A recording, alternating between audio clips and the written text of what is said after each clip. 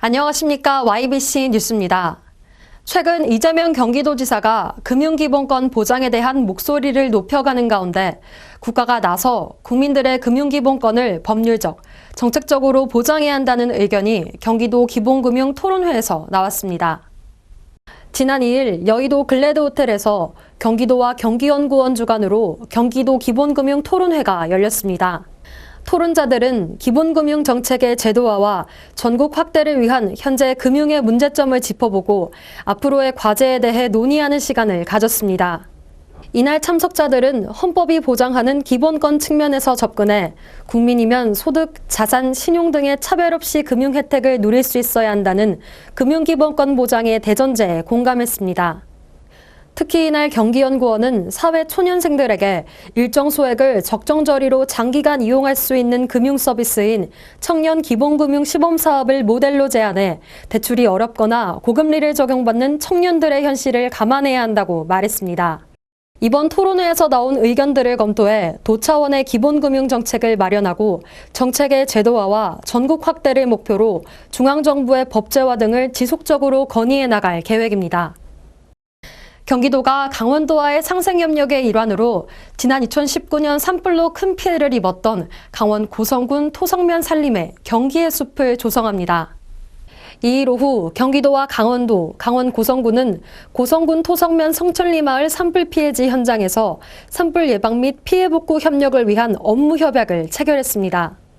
이번 협약은 광역 간의 경계를 넘은 지자체 간 긴밀한 상생 협력으로 산불 예방 및 산불 피해지 복구에 대해 서로 연대함으로써 산림의 생태적 건강성 유지와 회복을 도모하고자 마련됐습니다. 이날 협약에는 이한규 경기도 행정 2부 지사, 김명준 강원도 경제부지사, 한명준 고성군수, 박근철 경기도 의원, 권석필 경기도 자원봉사센터장, 탁창석 성천리 마을 이장 등이 참석했습니다. 7억 7천만 원이 투입되는 이번 사업은 6월부터 성천리산 3헥타르 면적에 불에 잘 타지 않는 나무 식재와 산사택 우려지에 대한 사방사업, 산책로와 주민 편의시설 조성을 진행할 예정입니다.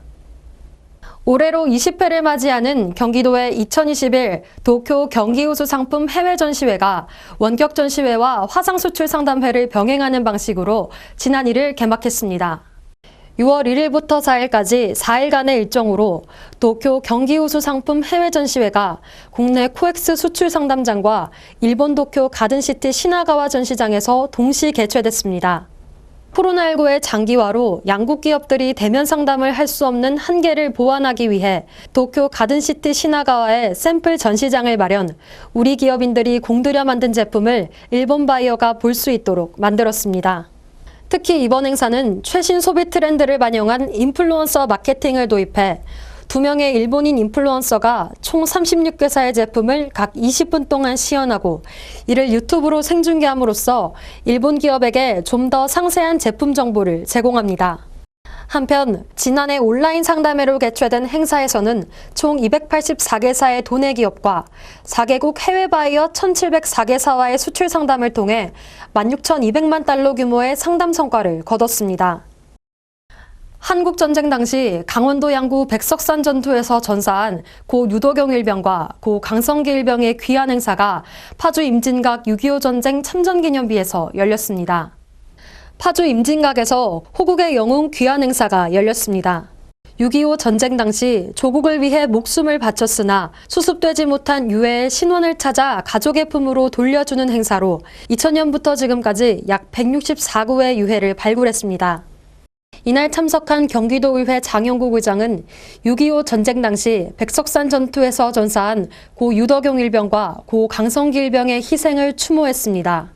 70년이 넘은 세월을 건너 오늘 비로소 가족품으로 귀환하신 두 분의 호국 영령께서는 이제 평안히 잠드시기 바랍니다.